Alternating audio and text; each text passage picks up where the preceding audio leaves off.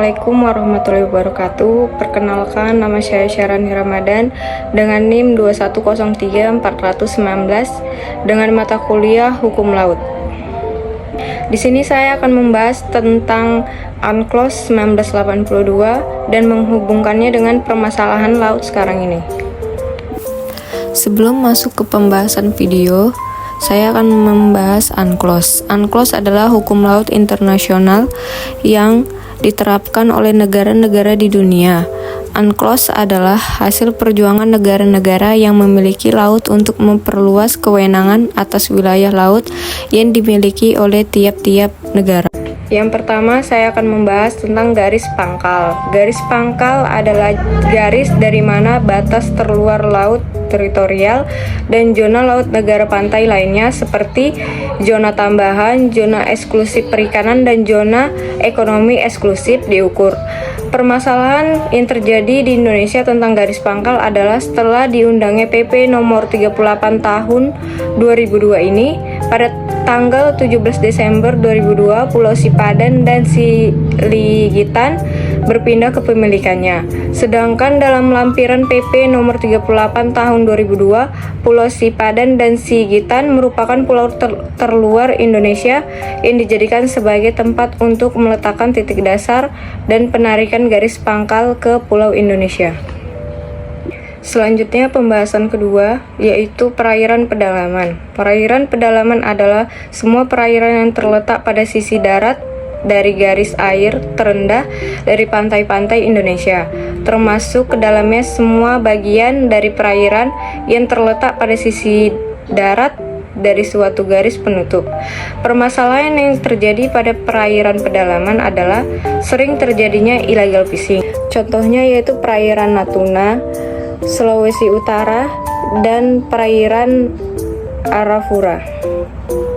Kemudian pembahasan ketiga yaitu perairan kepulauan. Perairan kepulauan adalah semua perairan yang terletak pada sisi garis pangkal lurus kepulauan tanpa memperhatikan kedalaman atau jaraknya. Contoh dari permasalahan perairan kepulauan sama seperti permasalahan pada perairan pedalaman, yaitu illegal fishing. Kemudian pembahasan yang keempat yaitu laut teritorial. Laut teritorial adalah perairan laut yang berjarak 12 mil atau 22,2 km dari garis dasar suatu negara.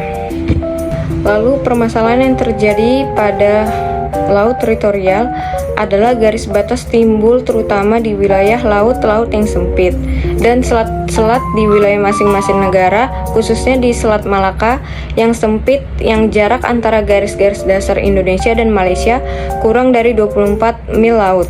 Ketegasan garis batas ini sangat diperlukan sekali oleh pemerintah kedua negara karena dapat mengakibatkan perselisihan antara kedua negara. Kemudian pembahasan yang kelima yaitu zona tambahan. Merupakan zona yang lebarnya tidak melebihi 24 mil laut yang diukur dari garis pangkal dari mana lebar laut teritorial diukur. Kemudian pembahasan yang keenam adalah zona ekonomi eksklusif. Zona yang luasnya 200 mil laut dari garis dasar pantai, yang mana dalam zona tersebut sebuah negara pantai mempunyai hak atas kekayaan alam di dalamnya dan berhak menggunakan kebijakan hukumnya, kebebasan bernavigasi, terbang di atasnya. Permasalahan yang terjadi di Indonesia tentang zona ekonomi eksklusif yaitu negara-negara lain yang sering melakukan pelanggaran atau pengambilan sumber daya alam negara orang yang banyak terjadi di Indonesia, contohnya di Laut Natuna.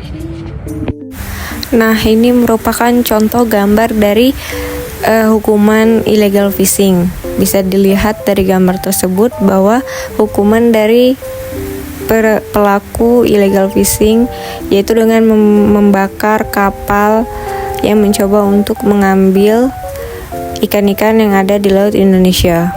Kemudian pembahasan yang ketujuh yaitu laut lepas. Laut lepas merupakan perairan laut internasional yang berada di luar yurisdiksi negara manapun.